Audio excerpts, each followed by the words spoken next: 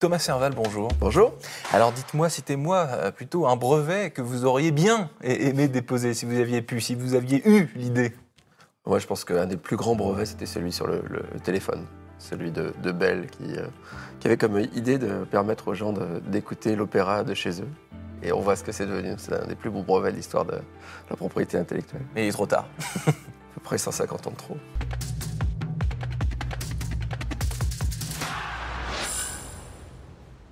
Bonjour à tous et bienvenue au Talk Décideur du Figaro avec aujourd'hui Thomas Serval, patron de Barracoda, qui n'est pas un bistrot à la mode, comme on pourrait le penser avec ce nom, mais un champion français de la MedTech. Alors vous avez un objectif, c'est de connecter absolument tout à la santé, à notre santé. Ce que je résume bien, c'est de connecter tous les objets de la maison et ailleurs, d'ailleurs au bureau, peut-être aussi à notre santé personnelle. Alors, on est plus modeste, même si on a des grandes ambitions. En fait, on voudrait surtout connecter les objets du quotidien dans la salle de bain. On veut transformer la salle de bain comme un premier lieu de soins, puisque c'est un des endroits qui est un des moins connectés, sur lesquels on pourrait faire le plus de choses pour surtout aider à la prévention. Parce que la salle de bain, en gros, on se pèse dans la salle de bain, on fait tous nos petits soins, entre guillemets, de santé, mais rien n'est connecté, en gros, à peu près, plus ou moins. Ou en tout cas, ce qui se passe, c'est que parfois vous avez des balances connectées, donc c'est connecté à une application sur le téléphone. Peut-être que vous avez une brosse à dents connectée, c'est notre spécialité. Vous avez une autre application sur le téléphone. Et en fait, on sait que les utilisateurs, ils ont très peur pour leur vie privée dans la salle de bain. Et donc, à chaque fois que vous amenez votre téléphone, vous êtes quand même en train d'amener des oreilles ou des caméras malveillantes. Et donc, en fait, on pense que faire ça bien, c'est une manière à long terme d'aider les personnes âgées à vivre plus vieilles chez elles et en meilleure santé. Par exemple. Connecter la salle de bain, c'est connecter un lieu intime, en gros. Exactement. Et on ne peut pas le faire n'importe comment, parce que c'est un des lieux les plus sécurisés, mais c'est aussi un des lieux les plus intéressants si on s'intéresse à la prévention, puisque vous êtes dans votre plus simple appareil, vous êtes là pendant une heure, vous êtes dans une certaine intimité, donc vous avez la possibilité de prendre soin de vous. Et donc cette idée de transformer la salle de bain en lieu de soins, c'est déjà le cas, mais c'est pas fait de la manière la plus optimale pour l'ensemble des personnes. Vous dites une heure dans la salle de bain, donc on va pas rentrer dans les clichés, mais ça dépend des gens. C'est en moyenne. En moyenne, c'est une heure et à peu près la même chose pour les hommes et les femmes. Une heure par jour. Une heure par jour, mais c'est pas sur les mêmes sujets. Alors du coup, vous avez dit la salle de bain, la brosse à dents. Qu'est-ce qu'on récolte comme data en connectant la brosse à dents? Qu'est-ce que vous obtenez? Alors Barracoda a inventé avec une de ces sociétés qui s'appelle Colibri en 2014 la première brosse à dents connectée qui permettait de savoir si on s'était bien brossé les dents. En fait, on est capable, à partir de l'analyse du mouvement de brossage de dents, de savoir si vous avez oublié des zones dans la bouche. Et donc après de vous les signaler pour éviter que demain se forment des caries. Oui, ou en fait une sorte de carte avec des zones rouges, blanches. Les blanches, c'est celles où vous êtes bien brossé. Et puis en fait, on apprend aussi à avoir de bonnes habitudes. C'est-à-dire que quelque part, se brosser les dents une fois, ça sert à rien, même si c'est partout. Ce qu'il faut, c'est le faire tous les jours. Et donc en fait, Barracoda a créé toute une plateforme et toute une série de technologies qui permet de créer de bonnes habitudes, notamment pour l'apprentissage du brossage chez les enfants. Thomas Serval, question que j'aurais dû poser d'emblée, mais cette idée de connecter la salle de bain. Pourquoi? Comment? Qu'est-ce qui vous a pris? Alors on a commencé par la brosse à dents. En fait, moi je suis un père de famille qui avait une fille qui se brossait pas les dents. Elle voulait jouer avec mon téléphone. Moi je voulais qu'elle se brosse les dents et avoir l'information. Et donc en fait on a trouvé un deal.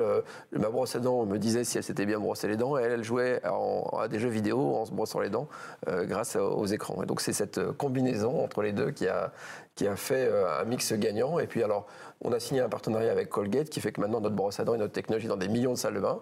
Et puis après, on s'est dit, qu'est-ce qui manque ? Les coulisses justement de ces partenariats, parce que vous l'avez dit, on l'a dit au début, la salle de bain c'est un endroit intime où on est tout seul. Généralement, comment est-ce que vous vendez donc ces brevets, ces innovations aux potentiels clients que vous avez et potentiellement les refus ou alors du moins j'imagine que parfois ils sont un peu froids, quoi. Alors, Barracoda a un modèle économique qui est différent de la plupart des startups que vous pouvez connaître, puisqu'en fait, on invente des objets, on les déploie, on trouve les premiers clients, et puis dès qu'on a trouvé ce qu'on appelle le product market fit, on va voir l'acteur ou les acteurs qui ont le plus la capacité d'avoir la confiance des clients pour les distribuer. Donc sur la brosse à dents, le leader mondial, c'était Colgate, et donc on a travaillé avec Colgate. Sur les miroirs connectés qu'on fait aussi, on travaille avec les leaders de la salle de bain. Et donc dans chacune de nos inventions, on cherche les gens qui ont le plus grande capacité d'impact.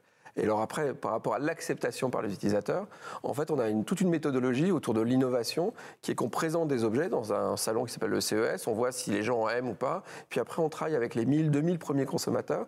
Là, par exemple, on a inventé un tapis de bain connecté qui s'appelle BeBalance, qu'on est en train de livrer à nos 1000 premiers clients, et c'est avec eux que le dernier mal se fait. Est-ce que, par exemple, ma femme accepte d'être pesée en même temps que moi? Est-ce que, finalement, dans la salle de bain, ce ne sera pas mes enfants qui vont l'utiliser? Comment je vérifie que j'ai bien la donnée de moi qui suis en train de perdre du poids? Exactement. Ouais. Et donc, en fait, toutes ces problématiques, et c'est ça qui est intéressant dans le domaine de la prévention de la santé, en fait, tout le monde est intéressé à ce que ça marche. Il n'y a personne qui a intérêt à ce qu'on n'y arrive pas.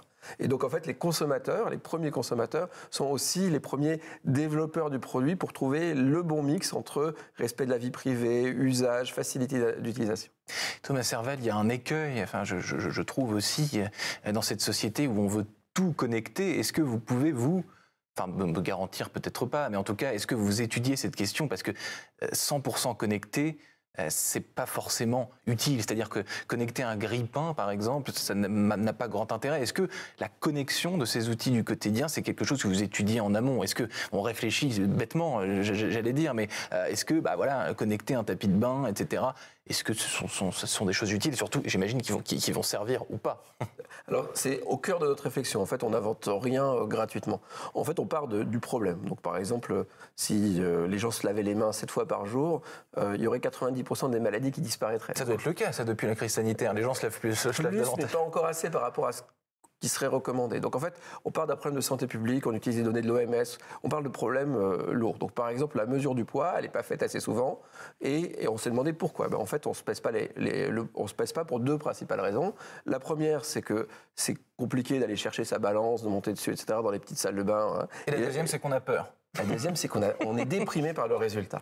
Et donc, quelque part, en fait, on a inventé un tapis de bain qui vous mesure, mais qui ne n'affiche pas l'information, sauf s'il y a un changement variable. Et alors, l'autre point important que vous soulignez, c'est une donnée à un instant donné n'a aucun sens. Ce qui est intéressant, c'est ce que moi j'appelle la médecine longitudinale, dans un ouvrage qu'on vient de sortir, sur soigner les gens en bonne santé. C'est-à-dire qu'effectivement, ce qui est intéressant, c'est la suite des données au cours du temps. Et c'est une donnée qui n'était pas disponible jusqu'à présent pour les praticiens. C'est une donnée qui permet de découvrir plein de nouvelles choses et qui permet de montrer si effectivement on arrive ou pas à avoir un impact sur le comportement des gens. Et donc, dans la démarche de Barracoda, il y a ce qu'on appelle les index. On essaie de voir un problème, on mesure, on regarde est-ce qu'on peut créer les objets pour les mesurer. Et le troisième élément qui est aussi important que les 2 premiers, c'est est-ce qu'on peut avoir un impact sur le comportement. Soignons les gens en bonne santé, c'est le livre que vous avez devant vous. Le titre est de vous ou pas? Oui, tout à fait.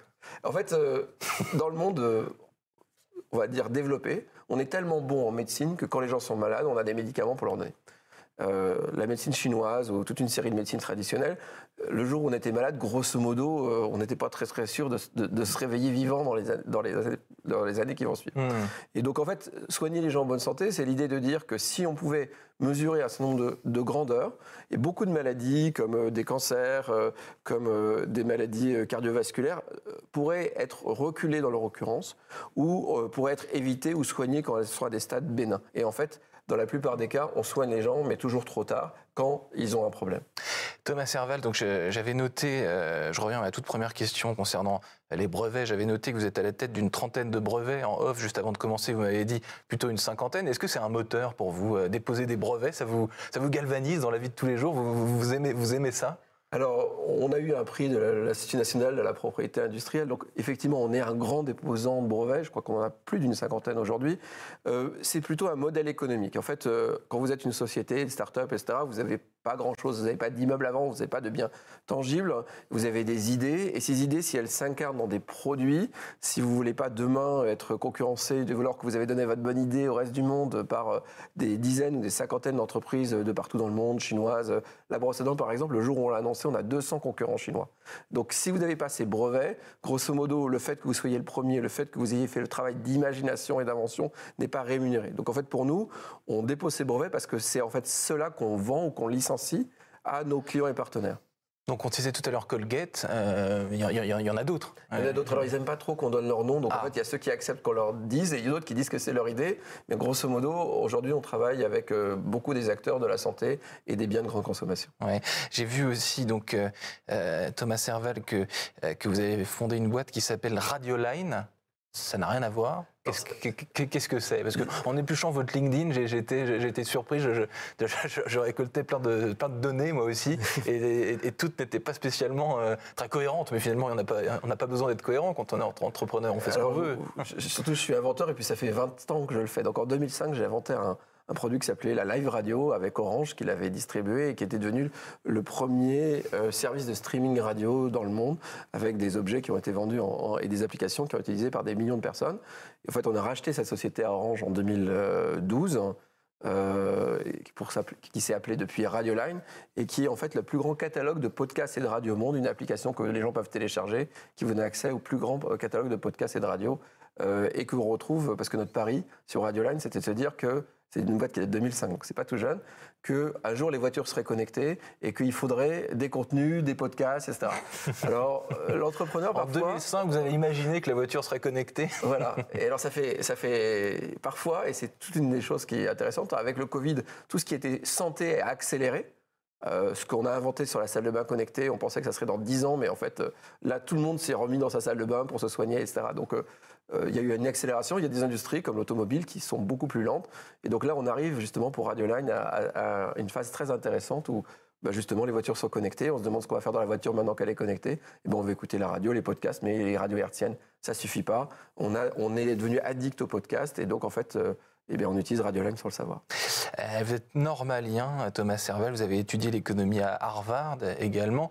Quand vous étiez étudiant, vous vouliez faire quoi? Vous vouliez déjà être entrepreneur? Qu'est-ce qui se passait dans votre tête? Vous aviez quel plan de carrière, si je puis dire? Peut-être que je dis un gros mot. Non, c'est pas vraiment un plan de carrière. En fait, je pense que j'ai toujours aimé créer. Alors, on peut créer en étant chercheur, mais en fait, quand j'étais chercheur, j'avais une frustration. Et vous faites les deux. Oui, mais j'avais une frustration, c'était qu'en fait, quand vous donnez des idées, mais que vous les mettez pas en œuvre, eh bien, la plupart...